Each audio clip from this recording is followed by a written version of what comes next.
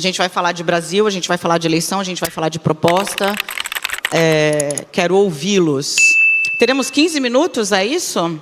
Vou só pedir para me confirmarem aqui. Queria trabalhar com um pouquinho mais de tempo, já que somos 3. Eu acho interessante começar esse debate, porque nós temos 2 modelos muito distintos de pré-candidatos aqui, pelo menos na forma, né? O Aldo Rebelo foi tudo. Foi deputado 5 vezes, 6 vezes, presidente da Câmara dos Deputados, ministro de Luiz Inácio Lula da Silva, ministro de Dilma Rousseff, ministro de Michel Temer, trabalhou com Ricardo Nunes na Secretaria de São Paulo, foi do Partido Comunista ao Democracia Cristã, onde ele está hoje. O Renan Santos começou na rua, né? É fundador de um dos maiores movimentos de rua do Brasil, fez uma bancada, tanto em São Paulo quanto em Brasília, e agora fundou o próprio partido, pré-candidato pelo Missão. Vou começar pelo Aldo. Explica um pouco por que você decidiu percorrer essa trajetória toda da esquerda, de fato, de uma militância de mais da metade da sua vida, para onde o senhor está hoje. O que te levou à direita, digamos assim? Bom dia. Bom dia. Bom dia não, boa tarde, Daniela. Boa tarde, Renan. Lamentar que o meu amigo Caiado não pôde comparecer. Esse aeroporto é perigoso. Foi aqui onde se deu o acidente com Eduardo Campos. Então, é preciso ter cuidado. Daniela, a minha trajetória acompanha as minhas convicções. Eu penso o que sempre pensei do Brasil. Defender o desenvolvimento do país, defender a soberania, defender a redução das desigualdades, defender a democracia, que foi a minha vida. Eu fui estudante na época do governo militar, lutando pela anistia, lutando pela Constituinte, pela liberdade de imprensa, lutando pelo desenvolvimento do Brasil. Fui ministro do presidente Lula com essa agenda, fui relator de Código Florestal, de lei de transgênicos, critiquei demarcação de Raposa Serra do Sol e penso mais ou menos a mesma coisa. E a minha pré-candidatura se dá em torno do objetivo de fazer parte desse debate. O Brasil é um país rico e interditado. O problema do Brasil não é de capital, não é de investimento, não é de tecnologia. O problema do Brasil é uma interdição institucional. É um Supremo que proíbe uma Ferrogrão, o Ministério Público que proíbe o petróleo, o outro que proíbe Autazes, potássio, o outro que proíbe uma ferrovia, uma hidrovia. Tudo no Brasil está interditado. É preciso desinterditar o Brasil. Uma mina de terras raras, autorizada, rendeu 14 bilhões de dólares. Nós poderíamos ter 200 minas dessas, mas tudo isso está interditado. Então, o primeiro debate é desinterditar o Brasil. Como é que vai fazer o ajuste fiscal? Eu já deixo o senhor retomar a ideia, porque se eu não segurar o relógio aqui, o senhor vai que vai, porque eu conheço.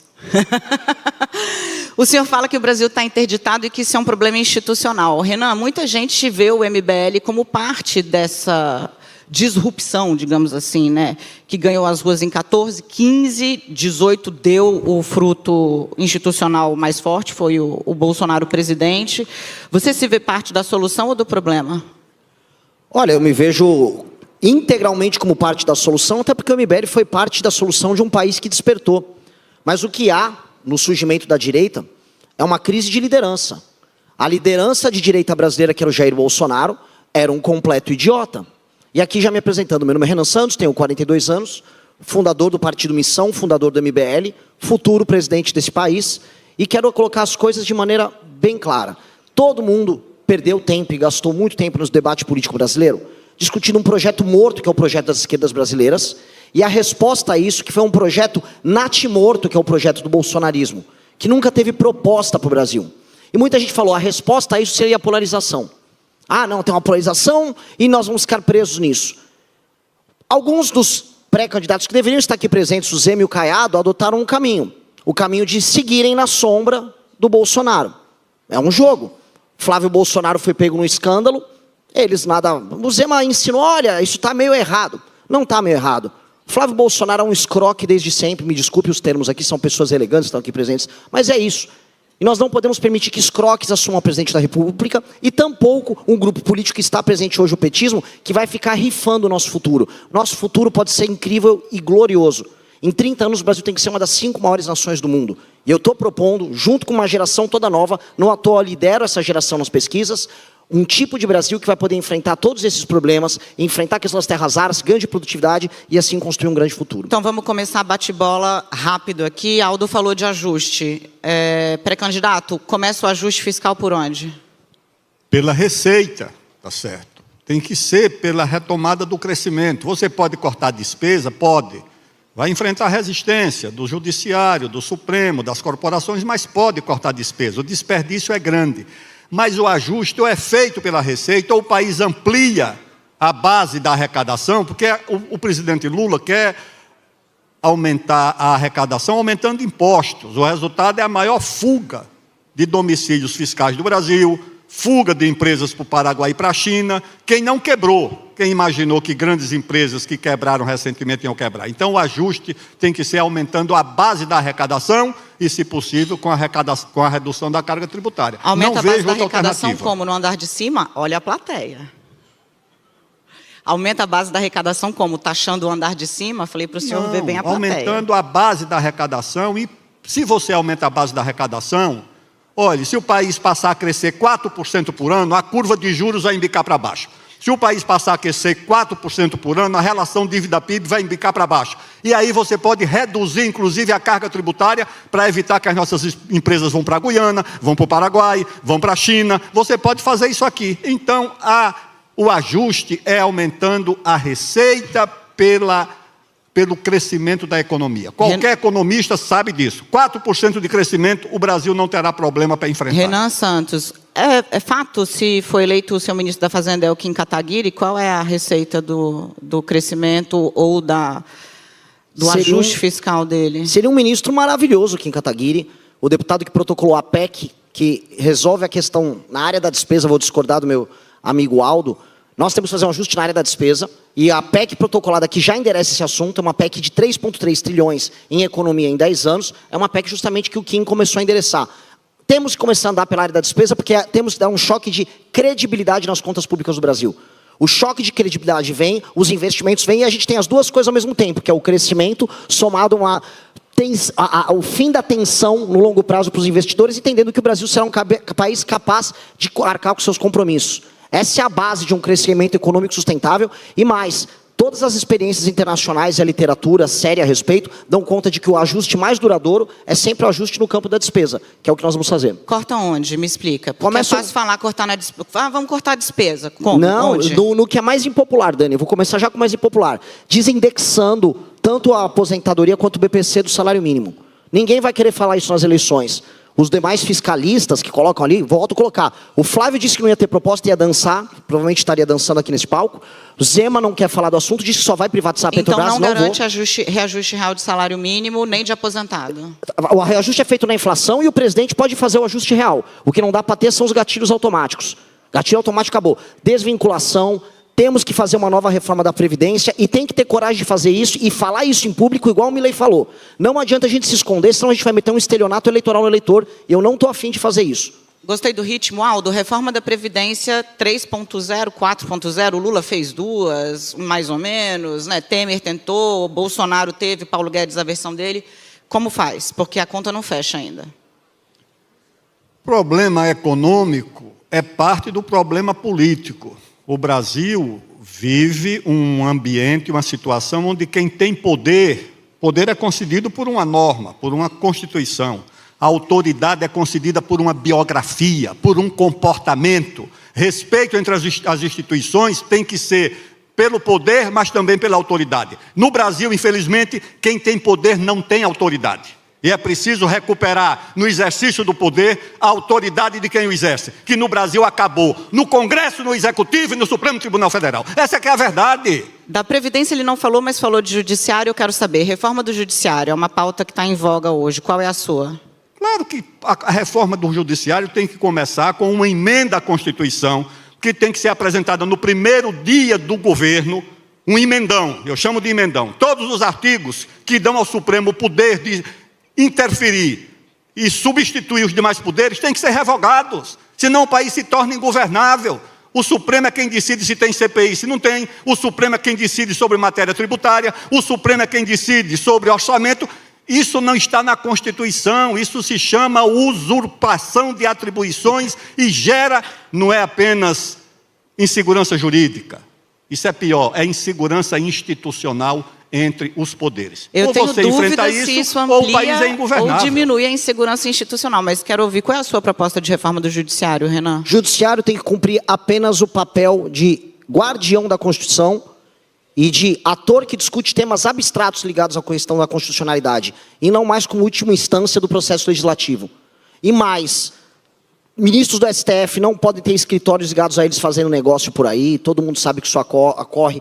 Decisões monocráticas têm que acabar, tem que haver filtro de entrada. São 8 mil ações que rolam no STF brasileiro, enquanto na Suprema Corte americana são 50. Nós temos que criar uma corte que cuide do tal do foro privilegiado, feita por desembargadores com mandato de no máximo de 2 anos. E concordo na temporalidade com o ministro Aldo. Tem que ser logo no início do mandato. Um presidente que chega com moral, coisa que infelizmente os que estão primeiro nas pesquisas não têm, ele tem que chegar com essa moral e não para guerra com a STF. Eu não quero guerra. Eu quero que todo mundo tenha suas atribuições. E aí sim o poder executivo recupere seu poder de executar. Porque o que o Brasil está faltando é poder de execução. É fazer as coisas acontecerem. Minha geração está de saco cheio de ver as coisas acontecerem no nosso país. Deixa eu puxar vocês para o plano terreno, porque a Omissão é um partido novíssimo, vai para a primeira eleição agora, e o Democracia Cristã, um partido antigo, nunca teve uma representação que pudesse garantir uma base para qualquer governo. E vamos olhar o Congresso de hoje, né? Nem Bolsonaro teve maioria tranquila, nem Lula teve maioria tranquila. Na verdade, tranquilidade é uma coisa que não tem desde que o Congresso... Oi, Rodrigo Maia... Inventou o orçamento impositivo, passou pelo secreto e agora está aí no meio do caminho. Como é que faz para governar sem base, Renan? Porque maioria você não vai ter. Vai ter que ter base. O presidente da República vai construir base. Meu partido hoje é um partido basicamente pequeno, porque ele tem 6 meses de idade, mas, na hipótese cada vez mais provável de vencer a eleição, o meu partido formará a maioria. Eu também terei inúmeros deputados eleitos por ele. E eu vou conversar com as lideranças partidárias em Brasília sem medo de composição, Daniela. O que eu não vou ter é composição baseada nesse jogo imundo que está rolando hoje. Não dá. O Brasil não pode ser tocado pelo Centrão, e eu digo mais, quem manda na lógica atual do Centrão são os parlamentares dos estados menos... Mas vai negociar com quem, Renan? Porque o partido que mais cresceu no Brasil é o PSD, o MDB, vou conversar com eles. Prefeitos. Só que eu não vou conversar com a banda podre. Todos os partidos têm nomes bons para indicar. Não tenho problema nenhum em trabalhar com eles. O problema que eu vou ter é ser indicado no sistema de incentivo mais imundo que tem, que é baseado na troca de favores mais baixa. Num governo nosso que vai ser eleito com projeto, eles vão participar e vão vencer comigo no projeto. Entrar no jogo para roubar, eles vão ser tocados para fora. Aldo. Olha, está ali o Rodrigo Maia, era o líder da oposição, quando eu era líder do governo, presidente da Câmara, e havia ali um governo de corresponsabilidade. Havia diferenças grandes. Era um líder combativo, fazia uma oposição muito dura, ele, a ACM Neto, o Ronaldo Caiado também. Mas a gente dialogava. Eu fui no casamento do ACM Neto. Imagina hoje uma reunião social entre líderes de governo e de oposição. Quando o Brasil atravessou a regência, com guerras civis simultâneas, o Dom Pedro II chamou o Marquês de Paraná e disse: faça um gabinete de conciliação. O país voltou a crescer, teve paz, fez ferrovias. O Brasil precisa de um governo de conciliação, um governo de união nacional, que não vai sepultar as diferenças, elas vão continuar existindo. Mas será que o país não tem nada em torno do que se unir? Será que retomar o desenvolvimento não une o país? Empresário, trabalhador, classe média? Será que o país reduzir desigualdades não une o país? Eu sei que isso aí pode ser uma coisa... O romantismo, que eu não vejo outra forma de fazer política, tem que ter romantismo. Um governo de união nacional, um gabinete de conciliação que deixa o país respirar em torno do que une, porque os problemas unem o país. Se os problemas unem, pelo menos uma parte da solução tem que unir. Então fica aí para quem tiver esse desafio, pensa nisso, senta, conversa, discute, as divergências são essas, Perfeito. Mas isso aqui une o país, como nós tivemos condições de fazer durante muito tempo lá no Congresso Nacional. Eu não quero deixar Vossas Excelências saírem daqui sem falar do assunto que preocupa muito o brasileiro hoje, que é segurança pública. Então eu vou pedir licença ao João Camargo e à Camila. A gente tem ainda 10 segundos aqui, eu vou botar mais 1 minutinho no meu relógio.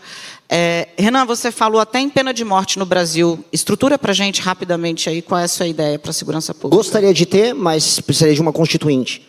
O meu governo, e pegando um gancho de um tema importante, um governo de união nacional é um governo que vai declarar guerra ao crime organizado e vai eliminar toda e qualquer possibilidade de ocupação territorial. Estamos fazendo um evento hoje no Guarujá. A região do Guarujá, a região toda da Baixada, é uma região tomada pelo PCC.